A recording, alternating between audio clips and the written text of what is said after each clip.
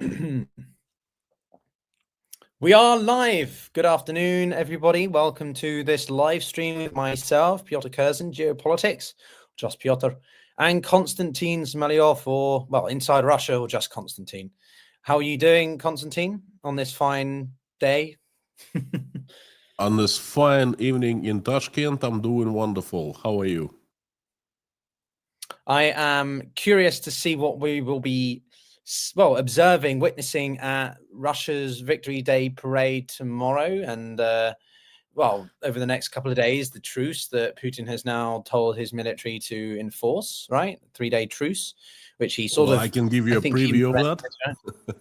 Well, yes, I'm looking forward to hearing your thoughts on quite a few different sides of this in this preview. So I guess maybe the best place to start from your perspective is, Victory Day. I've made a video myself about that, which I'll be posting shortly for viewers if they're interested. But like for you, as someone who's lived in Russia a lot more than I have, what does Victory Day mean to you? And how has it evolved in your time living in Russia, but also outside of it during this war period? Victory Day is the most emotional holiday for me as Russian. I was born and grew up in the USSR, and we had a few holidays that were milestones, and May 9th was one of such milestones. Perhaps there were two. May 9th and November 7th. November 7th, obviously, that's when the Bolshevik Revolution happened, when they had tour de force every year showing off the nuclear missiles and army parades and all that. And V-Day was all about memories and remembrance. We never had, we never had military parades. We basically had walks, okay? And the main, the main idea of walking was going to the center of a city, was meeting the veterans. We had plenty of veterans, people who fought in World War II, and there were no parades, nothing like that. There were just, when we saw, and then veterans that would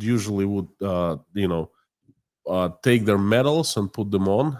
That's how we knew that older people fought in World War II and showed the acts of heroism. And we would simply come to them and thank them and would give them flowers. That's all. I was not a hugely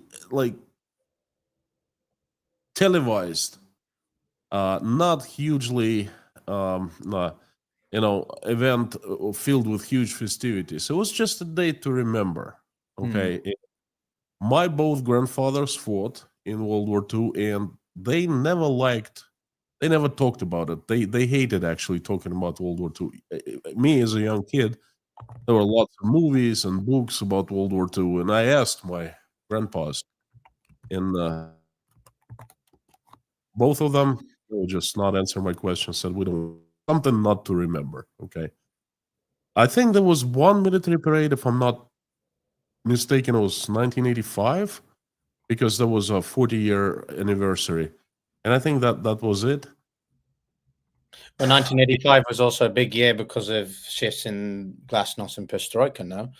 It was a bit more of a liberation. 86. Glasnost started in 86. I think early 86. Okay. But yeah, so there were no military parades. 7th of November was different, but that, let's just forget about that and not ever remember that day, okay? And it's a striking difference, striking contrast to what is happening now. How they celebrate May 9th. And so that's basically answering your question, how I feel about May 9th. To me, it's remembrance. Sad, very sad holiday. And as an adult, that's one of the days when I would sit down and have a shot of vodka and, a chaser and just be silent by myself. And then I would think about what what kind of war we had, what kind of tragedy we had, I would think of getting reconciliation with Germany afterwards and things like that. It's nothing to celebrate. No, I think that's largely where, well, inevitably we were going to go, right? Putin, ever since he really has taken over, has really glorified the day, the events, if you like, the militarization of the parading, and this year being what, the 80th anniversary, but also during the war in Ukraine, it's such a big spectacle. And I'm trying to remember, even in my time of working in covering Russian affairs, you know, I've never seen it covered so much by Western news or independent creators, right? There's a lot of people on YouTube or whatever across the internet who are talking about Victory Day in a way that, okay, it was a parade like any other, but you know, China has parades, North Korea does one probably every other afternoon. So there's such a glorification around it, right? And in the time that you were living in Russia during Putin's presidency, is that when you saw a marked shift, or has it always been getting slightly more sort of more glorified? It wasn't glorified. It was year 2007, either 2006 or that's when they started doing military parades. And Right. I attended the first military parade, and then I attended a couple more, and I brought my son. But I never connected. You know, it was. If I knew back then what I know now, I'd certainly not attend. I would not attend. Back then, it was just something to look at. You know, the showcase of machines, and Russia never. I didn't hear any Russian officials saying, "Oh, we're so mighty powerful again. You know, we can invade any country." There was no aggressive rhetoric back then. They were just doing the military parades as I don't know, I guess showcase of Russian army. That's all, because they were spending so much money on this, all this new equipment and technologies and machineries and. But did You know, the previous parades involve more sort of antiques, historical? Uh, no, no, no, no, it no, was no. modern. They were, yeah, those modern stuff. That we had on November 7th back in the USSR. And for some reason, you know, back into linked, okay, that I was attending same kind of parade they were doing to glorify in the USSR and so forth. Well, I guess, you know, we learn as we grow. But I think that this is when there was a turning point for Putinism. I think this is just about when he decided that he would hang on to his power. He got the taste of power, because I think the following year, Dmitry Medvedev became the president.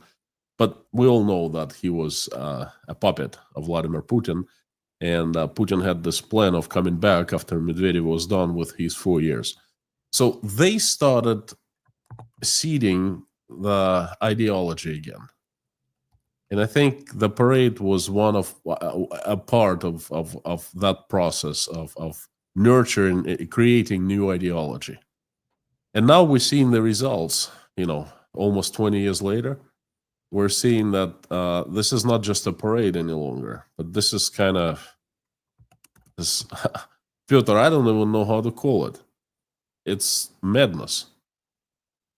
Instead of just, you know, remembering what was done in World War II and saying, "Hey, you know what? We will do everything not to repeat that." Instead, they go and tell everyone, "Look what we have. Look how mighty powerful we are. Look, there are so many leaders and countries behind us, and we can repeat it at any time." So what kind of V-Day celebration is that? Well, isn't it the direction that Putin has wanted to take the country? He wants to illustrate that Russia is back, Russia is legitimate. I mean, look at the guest list, just to bring it to some of the comments we've got from our viewers, right? Vucic is there, president of Serbia. That's quite a significant deal because he's trying to play this balancing act with the Europeans as well and membership to the EU, which is insane to think that he thinks he can do that and expect that. But we also have Viktor Orban, who's pulled out, right? And I believe Robert Fico of Slovakia has also no longer is going to attend. So, what does this tell you in your time of watching this about the people who attend? Not necessarily only this year, but, overall. Well, this year is hugely important because you got to understand this year is different. Before, there were just parades. Last year, the parade was completely uneventful. The year before, in 2023, they were barely hanging on in Russia. Okay, the things were heating up, so the parade was not a huge deal. In 2022, it was big because they were trying to make some kind of impression. Oh, you see, we're the good guys. We're peaceful. We're just defending ourselves, and then we will not let anyone to attack us or whatever. But this year is different. This year is not just the parade. This is the victory event. This is the triumph of Vladimir Putin. Because for the 3 years, he didn't have anything to show to the Russian people, and to the world. He was just getting defeat after defeat to defeat. And he was cornered. He had no way out. And in the last 3 months, he basically was handed the victory in by the American president. And we talked about it in the last video, and it still stands true. And Vladimir Putin is taking what he could gain from dealing with Donald Trump and his envoy Witkoff, who was fired recently for dealing with Putin. This is just insane, okay? And he's taking it and showing it to the world, saying, hey, look, I am back. I am one of the strongest leaders. I have the army that has invaded another country and is still there and trying to push forward. North Korea is behind me. China is behind me. European countries are behind me. Look, all our neighbors are attending. Well, not all, but he will make an impression that all neighbors are attending. I am back. I am here to stay. I have won. And I will do anything I want from now on. Okay, that's the message he is going to be sending tomorrow to everyone. Yeah, I think it's certainly a desire to make it, it's about legitimacy, both to his domestic audience, but the international community as well. Definitely the fact you've got a couple of European nations attending is helping that, right? Because he can sort of argue, well, Europe's divided. Clearly, it's the people in Brussels dominating the rhetoric. They actually like Russia, sort of thing. But, is he actually going to declare a legitimate war tomorrow? I don't think so. No? You don't think he's going to declare war? Right? Okay. I think that he will announce victory in SVO, the special military operation. That's what it's called in Russia. That's how they call in the war, basically, SVO. All the goals that were set back in 22 have been reached, and then he will come up with, I don't know what the goals were, no one knows, but I'm sure we will hear tomorrow. I think he will definitely say something about the United States not controlling Ukraine anymore, not being Ukraine, not being a puppet state of America. America changed in its mind about Ukraine. Perhaps he will mention denazifying Ukraine. No one knows what denazifying is, really. But, things like that. We will see. And then he will not declare a war, but he will definitely announce something either tomorrow. Perhaps it's not going to be tomorrow, but in a few following days. But he will put Russia onto military tracks because that's the only way he can continue controlling Russia, continue having total control over the country.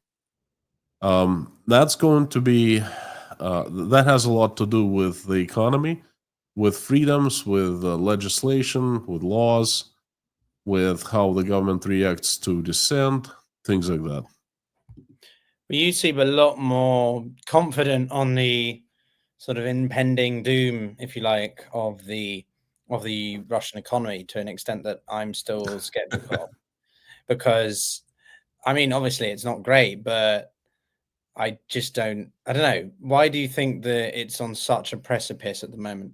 And why Putin is going to leverage tomorrow as the opportunity to say that, we've done what we needed, or actually, I'll reframe the question. How do you think he's going to frame the rhetoric tomorrow? It's about he's achieved what they needed, but what next? We're going to stop. We're going to upscale. What's he want to move it from? If that makes sense. I will answer this question after you answer mine. How about that? Oh. Why do you think Russian economy is not in such a bad shape? What do you see that I don't see? I see a certain degree of resilience that almost every economist in the West has admitted they didn't expect. I see a deepening pivot towards Asia, which, whether or not that's enough to prevent the collapse of the Russian economy, is doing enough to stabilize it for now. I think we agree that the Russian economy has a lot of issues, Konstantin. What I think maybe we differ on is timescale.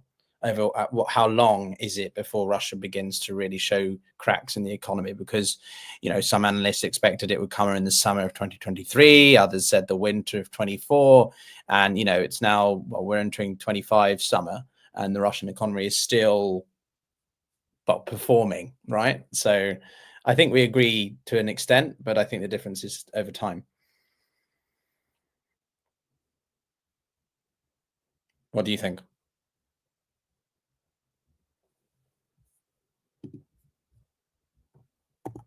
Konstantin, you're on mute. There was a power outage here for a second. I don't know if you saw that. All the lights went off. I did not see that, no. Well, welcome back. We are here, everyone. Konstantin, welcome back. Your microphone's there's a bit of an echo on your microphone now, though, so maybe just... Okay, that's why, because my main mic is off. Hang on. I have to just turn the main on, because there was a flicker and everything just went dark, and then... I think my comments over the Russian economy were seeping into the Yeah. Hang on one second. Just I'll take a sip of this wonderful English breakfast tea. Only it has ice in it. I appreciate the patriotism to the Yes. I do have a couple of other questions for you from the audience. Wait. Just oh, you know what? Let's take a couple questions from the audience, while I'm still waiting for my mic to restart. Okay, so the one question comes from Christian, who, I mean, he mentions me, but Putin's doubles, right? Is Putin going to be using doubles on a day like today to meet and greet people? I feel that would be very surprising if he did that on such a market important day. What do you think? It's his triumph. He will not be using doubles. Well, we can't really say 100% for sure, but I think he will enjoy. He wants to enjoy every single drop of this moment, of this day. He's going to be surrounded by the world's leaders.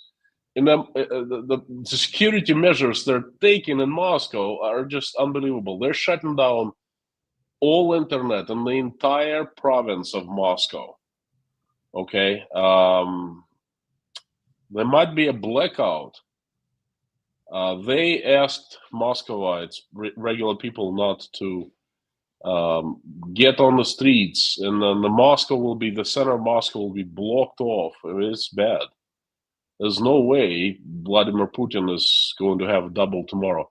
If it was a double, they wouldn't have security measures like that. No, I agree. I don't think so. Also, it's not just him, it's all the other heads of state, right?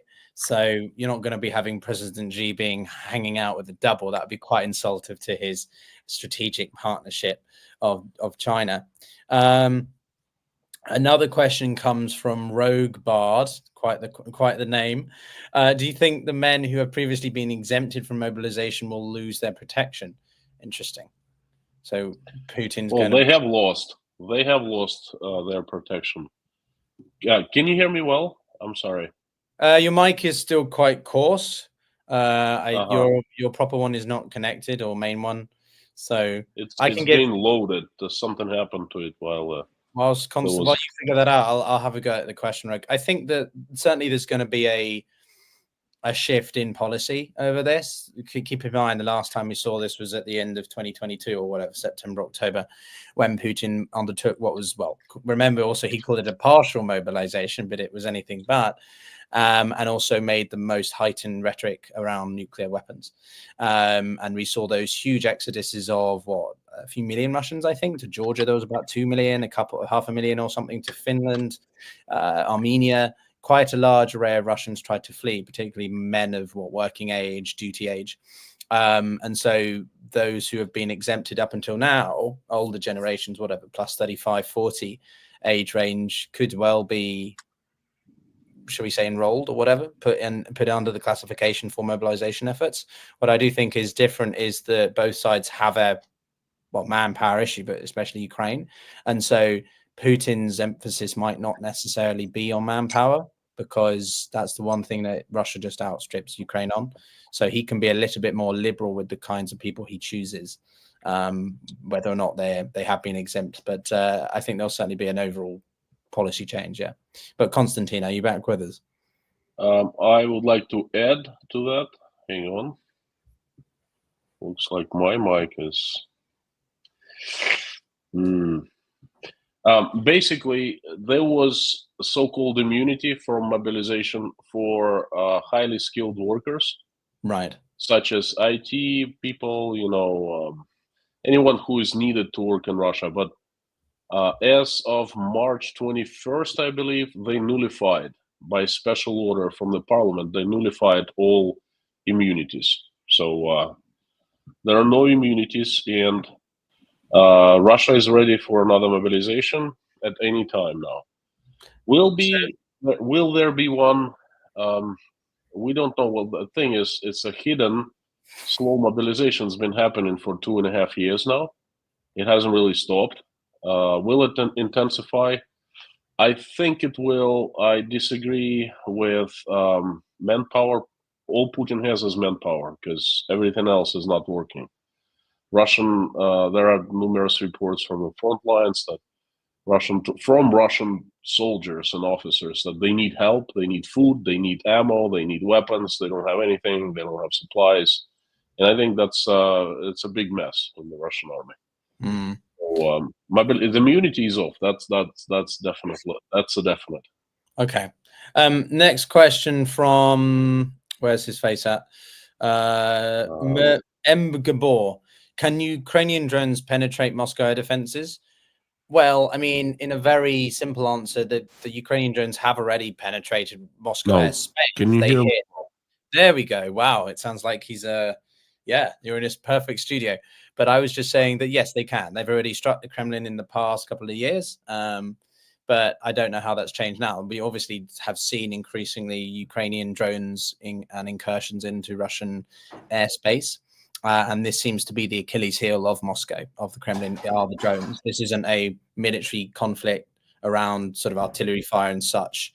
Its drones are the big decisive factor for both sides, but particularly Ukraine in this, I hate to use the word asymmetric warfare, but, we would consider Russia the bigger player, but you get my point. So they can. Konstantin, do you disagree with that, or am I missing something?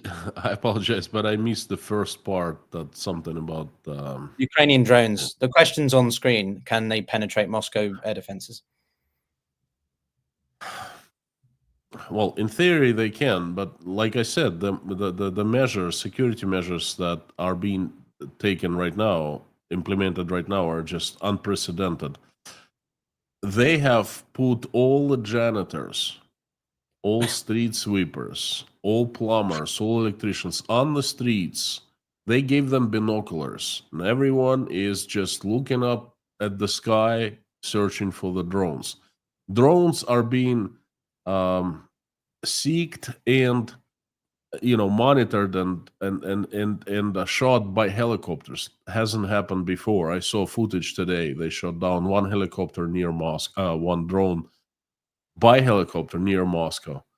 I don't think that Ukrainians will be able to penetrate this amount of defense that Putin has put up. Okay, that's so much resources. He obviously won't be able to do it for very long, but for one day, he can. My bet is that there won't be any attacks. Oh, there will be attempts, but I don't think that they will reach. No, and to supplement that, I would say that it's not a simple one case. There's going to be perimeters of security, right? Drones in Ukraine can penetrate Moscow airspace if it's the outer areas perhaps, but they're not going to get right down to Red Square and the central area with all the heads of state and whatever dignitaries that are out on the steps in the open.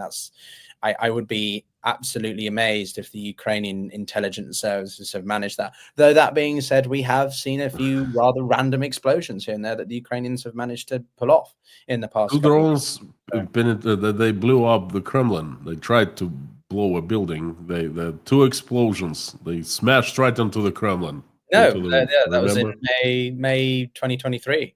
That was my first ever TikTok.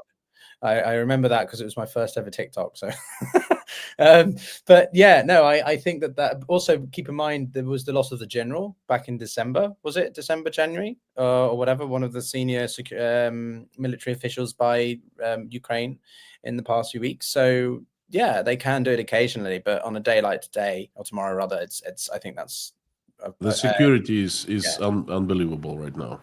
Yeah. So going back to the question, you told me two things. You said that Russia has enough resources to actually keep on going, and the Russian economy has shifted towards the east. Are you talking about? Oh, you're talking about the economy. Yeah, I'm talking about. Yeah. So I'll just I'm going to be. I've done lots of economic streams, and just one new this new data that I uncovered. I dug out. So in the last 3 months, in the first quarter, in the Russian overall, in all Russian provinces, not just Moscow, St. Petersburg, but if we take Russia in general, they collected 19% less income tax from businesses than in the first quarter of 2024, despite the fact that on January 1st, they increased the income tax by 5%. So that's a landslide. Businesses are closing left and right. Yes, Russia did well for 3 years. It's because they had a big savings account from the previous years. They had saved up so much money, that tons of reserves, and oil price was fairly high, helping Russia right now. But we will see the demise very, very soon. So I'm sure we'll continue talking. We'll get back to that topic. Okay. So that was about the economy, and then yeah. No, go ahead. Sorry. No, there's a little bit of a lag on your end. I think it was just from your tech again. But no, I was just going to say that the economy side, look, I'm not purely an economist. I'm more political economy.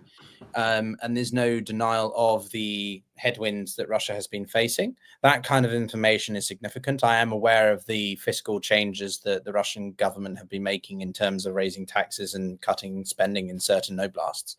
But, it seems to be the Russian economy is still quite good at, I don't know, weathering the storm, or the Russians are just really good, like the Chinese are, at manipulating the data so that it looks a lot better than it actually is. I guess my main thought is always about, at what point will we begin to see shifts in the economy that are so significant that they're not purely metrical? They are actually Seen right now. structural. Seeing We right are now. We're yeah. seeing right now. Companies closing left and right. Stores are closing. Lots of companies declare bankruptcies, defaults, both corporate and individual loan defaults are soaring. We are seeing the landslide right now. That's why it is so significant that Vladimir Putin does something. He just cannot go on like this any longer, because this is it. Completely zero, run out of money. The deficit, and that's a very optimistic number. The deficit at the end of the year will be 3.8. It's planned by the state, and they have 3.2 trillion rubles in the savings account and the National Welfare Fund. Half of it is in gold, half of it is in Chinese yuan. That is being devalued right now, so that money is shrinking. And as of right now, they are 0.6 trillion rubles in red. All they can do right now is print money, or to somehow change the rules of the game in the Russian economy. So it's less market economy, more of a state economy. They can't change it completely into the state economy, but they're going to be taking freedoms from people, from businesses. Okay, this is what I call Putin Russia on a military track. So they are effectively backtracking or reversing. They are dismantling much of the economics that has been Russia's basis for the past, state economy is what it was in the Soviet Union, right? So they're having to go back to nationalized. Planned economy. Planned economy. You know what they're trying to do right now is very simple terms. In 1991, they were stuck with state property and they needed to do something about it. So they said, let's privatize it. Right. And in a very crooked way, but they did it. They privatized all the state assets and they become private companies, enterprises, private assets, private property. Now, when Putin came to power in 2000, he started the opposite process. He started nationalizing. Nationalizing meaning buying back into the state ownership.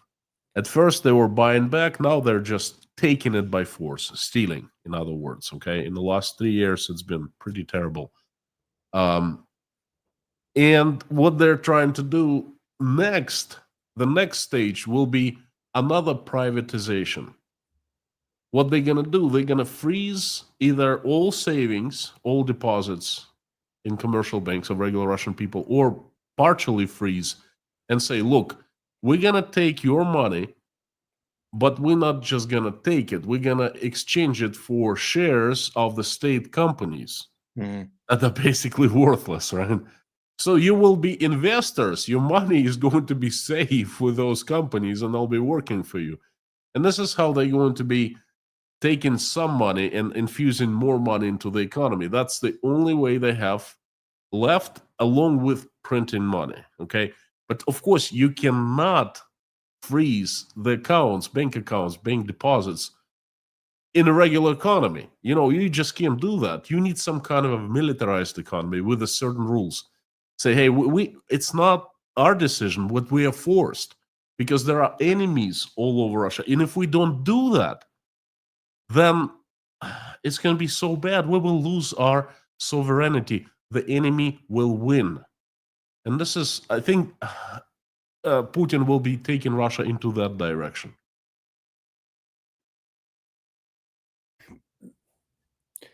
So when he gets up on the podium tomorrow, when we are observing the parade processions and, there's obviously been side meetings and engagements between leaders already today and such, but could he use that as an opportunity to make announcements? Could he make a sizable announcement around the economy, or he doesn't make it a policy, such announcements at events like that? And he's going to keep it more rhetoric and bluster, and they'll just change things without any announcement of what they want to do.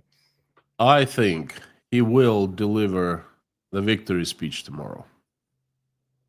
It's going to be his triumph. Okay. Yes, I started the war, but I'm victorious. I have reached so much.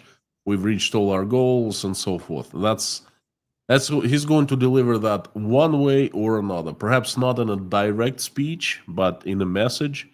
That's what's going to be done tomorrow. But then, what concerns the economy, the domestic economy, in messages to Russian people, because tomorrow is going to be broadcasted to the entire world, all the countries that are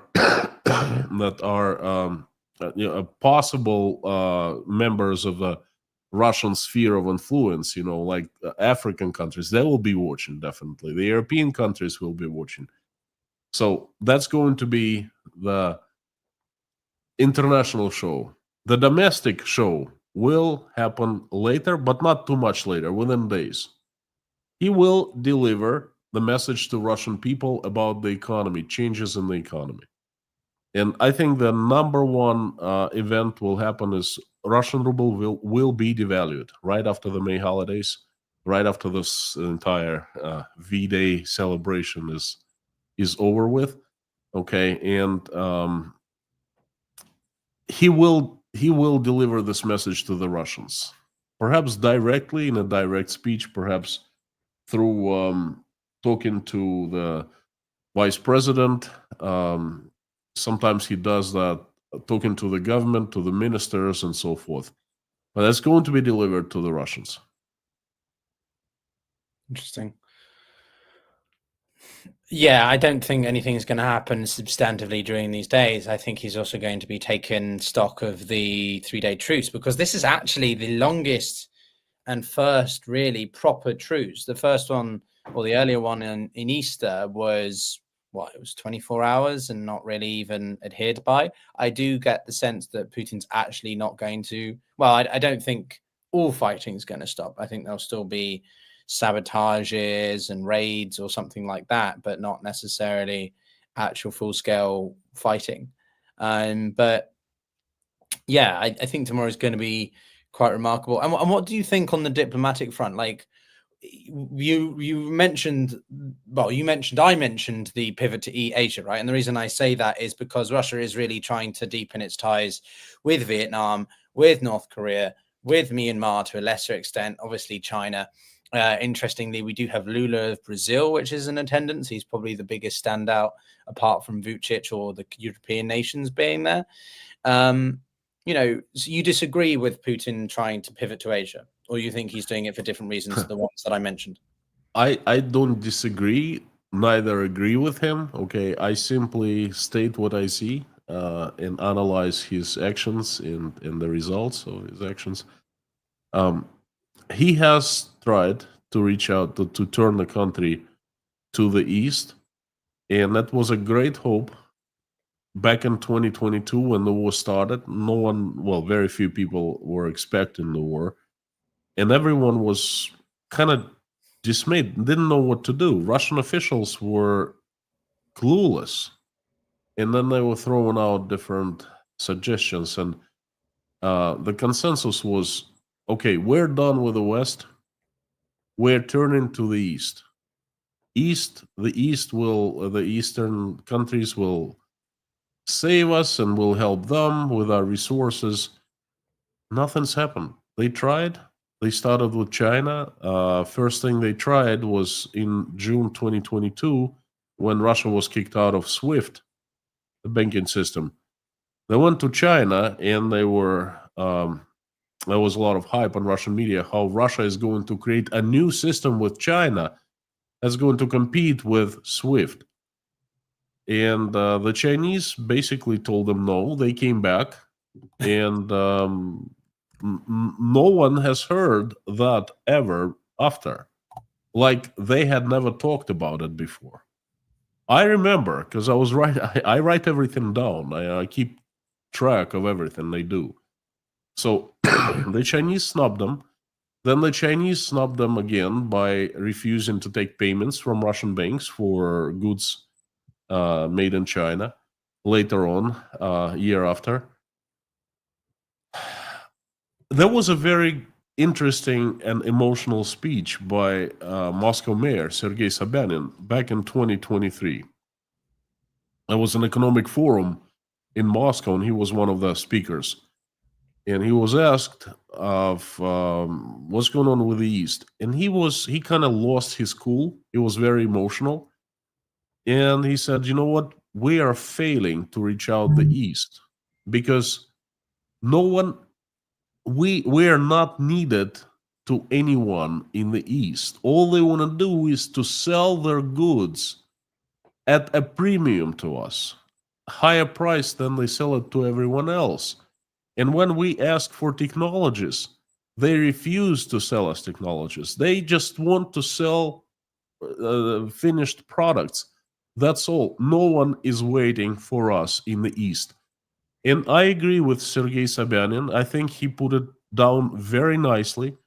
And this is my position as well. So it makes two of us, Sobyanin and myself. So this is what Russia, the success of Russia in the East. It's zero. It's close to none. So Russia is interested in the East, but the East is not interested in Russia. So Somalyov and Samanin agree together. I mean, but China has its, just on the SWIFT point, I mean, China does have its cross-border interbank payment system, or SIPS, KIPS, or however you pronounce it, that is smaller than SWIFT, but it is growing quite fast, especially in Asia. And for what I understand, the Russians have been trying to leverage that more.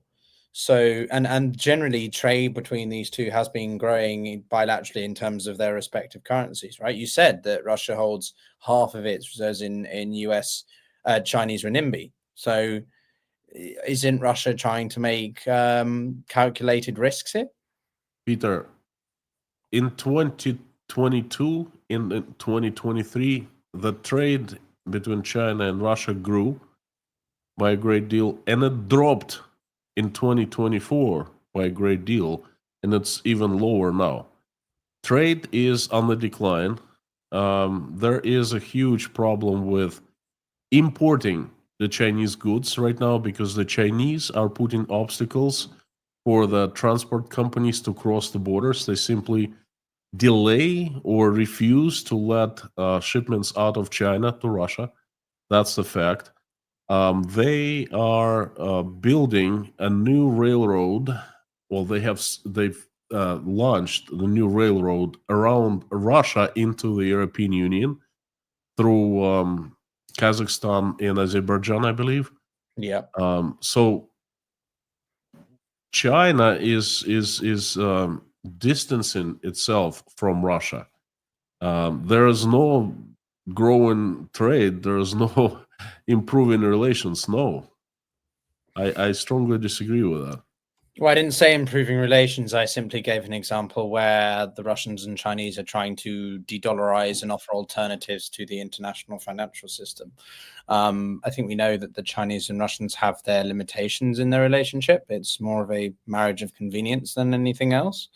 But anyway, the main point is that China is benefiting from Russia's, well, huge arrays of energy reserves, and at, you know, a fraction of the price. Look at what's happening between India and Pakistan at the moment. India has obviously gotten a huge array of its military hardware and equipment from Moscow, which, you know, whether or not that's a good idea given its performance in Ukraine is questionable. But yeah, I that's more my point, is that Russia is trying to explore options. One of the attendees, actually, just I'm curious for your thoughts on that. You mentioned Africa. Well, one of the attendees is the self-proclaimed leader of Burkina Faso, the young black man with the red beret who oversaw the coup in 2023, I believe.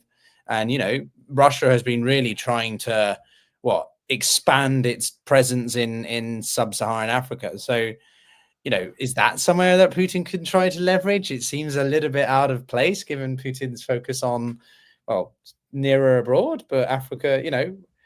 Who's he going to be speaking to at this event mainly? Don't you find it extremely sad how Russia is hosting gangsters now? It's a gangster nation, right? It's a mafia nation, mafia state. Well, that's not right, but it's just sad, No, of course. Sad. Putin used to meet and host George W. Bush and Barack Obama, visited him in Russia, and hanging out, and he flew back to the USA to visit George W. Bush in Maine and in Texas, and now he's stands on a mausoleum right next to the leader of the Burkina Faso. I'm not. There's been a lot of talk about the global South, and it was very intense last year when Russia was still a pariah state, when Putin was still unshakable. The only people who shook his hands were, the likes of that guy from Burkina Faso, and the gangsters from Africa. Okay, that's it. But now that is his triumph. Now look who is visiting him in Moscow right now. Vucic, bunch of other, like 20 plus countries send their presence. He, miraculously enough, they don't talk about global South anymore. They don't care about Africa in the Russian propaganda, in the Russian media. Okay, because they have now Putin is back with a bang into the international community. But I think that he has, well, not him, but Russian groups, they have lots of interests in Africa, in different African countries. In Burkina Faso, I'm not a big expert in Africa. I've heard that Russia has some interests there, and I think it's what used to be private army Wagner. The remnants are somehow operating there, looting or stealing gold. I don't know what they're doing. Well, I can tell you a little bit about that because I lived in Africa for 2.5 years, and probably my main focus was in great power competition and sort of security more broadly. And Russia's been very active since China's BRI, actually. Before China really started expanding its Belt and Road Initiative, it was mainly American. There's a great image I've used on some of my videos where it shows, the continent is basically all blue. And then as China begins to expand its own interests across Africa with economic investments and such, the whole continent becomes red. And the only two countries that have a greater trade flow with America is Lesotho and Eswatini, right? Lesotho being the most sanctioned country or tariff country after those ones that came out in April a month ago. So after all this, Russia was like, oh, we want to get in on that. But they don't have the same size economy, right, as China or America. So they've been trying to do it strategically and selectively in the Sahel.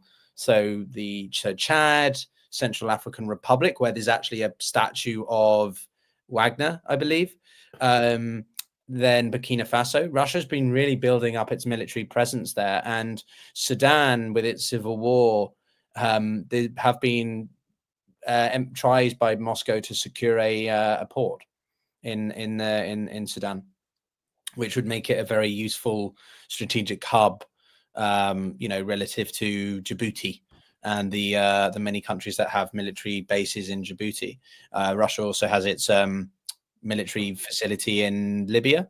So, and also because of the loss of Syria, Russia's really been affected by that. So Russia did send down Wagner Group to Mali in late 2023, early 2024, after Prigozhin's passing, and the Kremlin or MOD, took over the operations of Wagner.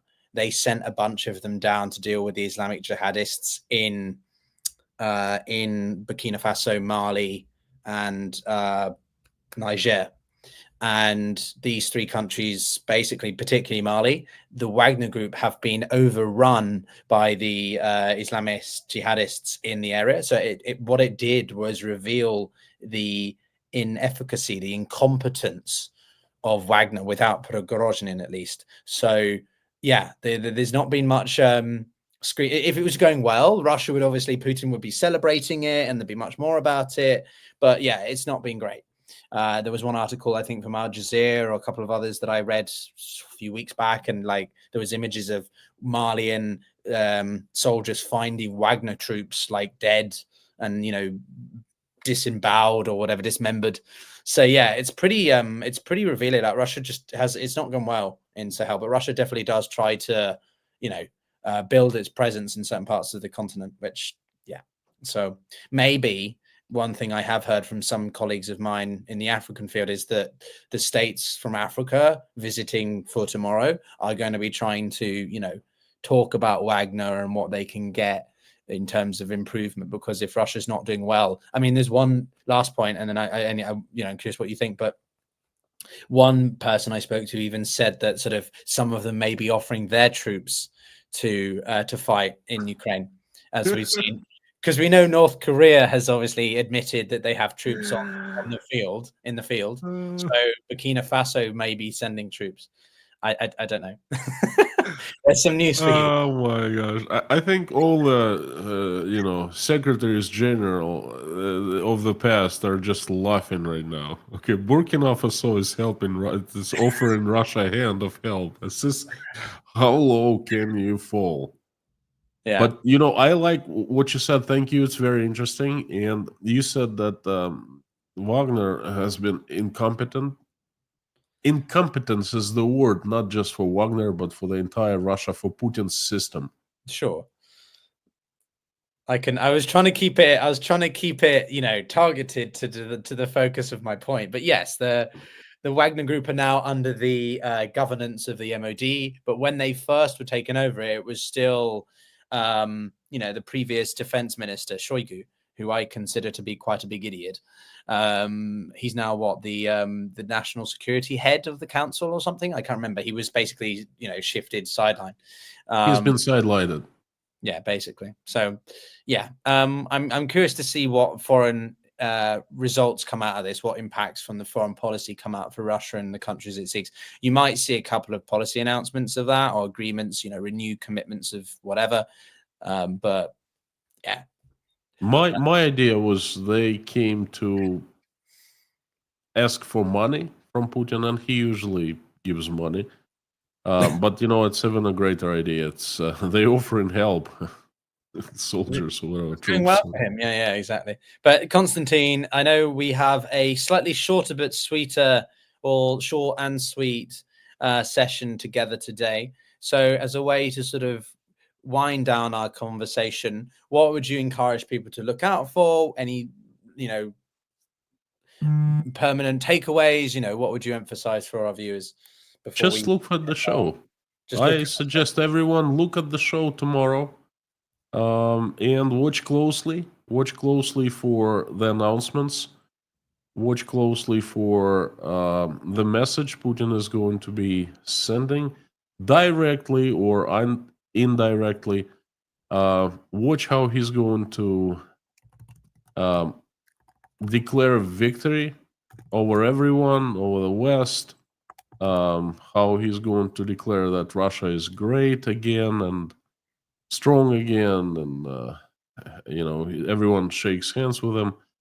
And then watch closely what is going to be changed in Russia very soon. I believe it's going to be in a matter of days. Definitely watch for Russian ruble started losing its value again. And again, this is just the beginning. Well, yeah, this is gone back up again. This is the point. It was above 100 to the dollar, and now it went down under again, and people were celebrating that. You know what I mean? It's absolutely artificial decline. To keep the inflation under control, but they just look. I'm going to be talking about it in my today's live stream, so please come and check it out. I will explain. I just don't have much time. left here to tell you the details, but I'm willing to make a bet. Russian ruble will be devalued within 2 months by at least a quarter, perhaps more. Okay. From my side, I would just say, everyone, do focus on what actually is produced in terms of documents, not just what the rhetoric says in the Kremlin. When you see information like what Konstantin has shared about taxes being 19% lower, but being raised by 5%, wow, that's huge development. Also, I would, focus on the foreign policy. If people are interested, I can do like a review of V-Day on, the weekend or next week. I have a separate video coming out just after our live stream about this whole VD and what it means to Putin. So keep a lookout for that. But yeah, I think personally, this is a bigger deal than in the past couple of years because it's the 80th anniversary. But it is also, Putin is really trying hard to get more and more of that legitimacy internationally. And whether or not it's working for his economy, it is at least working for his ego or appearances, and appearances matter a lot. And I see people are now bickering about the situation in over Wagner. I mean, as I said, I've been to the northwest of Africa. I've been there for many times. Wagner's not doing great. It's not being as destroyed as the French were over their campaign over the past 10 years in Mali, but it's not going great. And if it was going great, you'd see it more publicized in Russian state media, which it isn't, which I think illustrates, it's not always about the messaging you do see, but the messaging you don't. Anyway, thank you very much, everybody, for watching. Konstantin, it's always a pleasure. Spasibo большое. And we will, I'm learning Russian as well. I'm learning a little bit of Russian to try and communicate with my grandmother in Novosibirsk. So it will be a couple of years, but maybe one day we can communicate in Russian. But that's it from us, guys. Speak soon and have a great rest of your... Thank you so very much. Thank you, Piotr. Thank you, everyone. Take care, everyone. Bye. Yeah.